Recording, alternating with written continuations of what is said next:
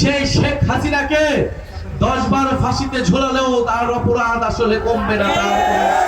বাংলাদেশের মানুষ কোনোদিন ক্ষমা করবে না শেখ হাসিনাকে। আমরা জানি যে এই সাভার, এই আশুলিয়া, এই বাইপাইলের পয়েন্টে গণ অভ্যুত্থানের সময় আমাদের ছাত্র জনতা বুক দিয়ে লড়াই করেছিল ফ্যাসিস্ট শক্তির বিরুদ্ধে। সাভার আশুলিয়া গণ অভ্যুত্থানের সময় হট স্পট ছিল আন্দোলনে। অন্যদিকে নারায়ণগঞ্জ, যাত্রাবাড়ি, এদিকে সাভার আশুলিয়া, ওদিকে গাজীপুর টঙ্গী। আপনারা প্রতিরোধ তৈরি করেছিলেন বলেই ঢাকা সুরক্ষিত ছিল, ঢাকার মানুষ রাজপথে নামতে সাহস পেয়েছিল। এই সাভার আশুলিয়ায় গণ অভ্যুত্থানের সময় আমরা জানি কি নির্মম ভাবে নির্যাতন চালানো হয়েছিল, গুলি চালানো হয়েছিল, আমার ভাইয়েরা শহীদ হয়েছিল।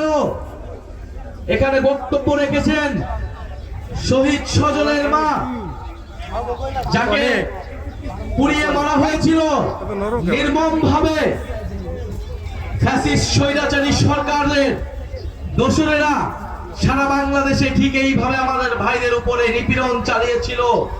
বাংলাদেশের একমাত্র স্মার্ট সিটি বসুন্ধরা এখন আরো নিরাপদ, আধুনিকতায় আরো এক ধাপ এগিয়ে। সেই শেখ হাসিনাকে 10 বার ফাঁসিতে ঝোলালেও তার অপরাধ আসলে কমবে না, তার ক্ষমা হবে না।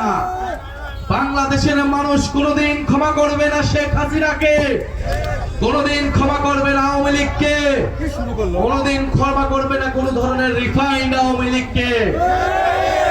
প্রিয় ঢাকা জেলাবাসী, আজকে ঢাকা জেলাবাসীর পক্ষ থেকে আমাদেরকে শুভেচ্ছা ও প্রার্থনা জানানো হয়েছে। ঢাকা জেলায় 5টি উপজেলা রয়েছে। আমরা মনে করি এই উপজেলাগুলো থেকেই আগামীতে ঢাকার নেতৃত্ব তৈরি হবে। এই উপজেলাগুলো নানা ধরনের বৈষম্য এবং বঞ্চনার শিকার হয়েছে দীর্ঘদিন ধরেই।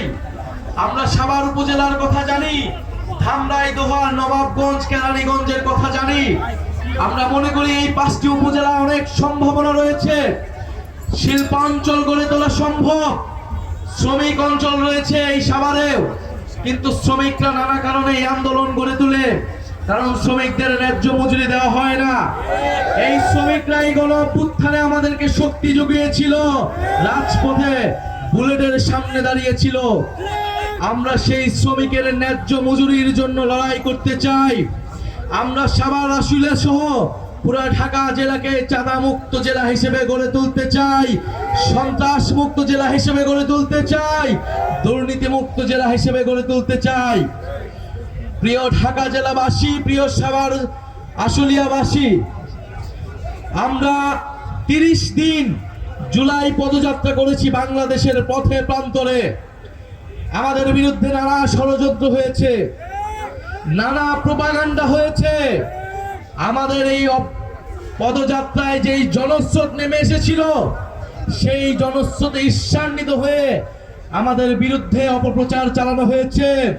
আমাদের বিরুদ্ধে আমাদেরকে বিভিন্ন জায়গায় বাধা দেওয়া হয়েছে, হামলা করা হয়েছে, কিন্তু আমরা থেমে যাইনি।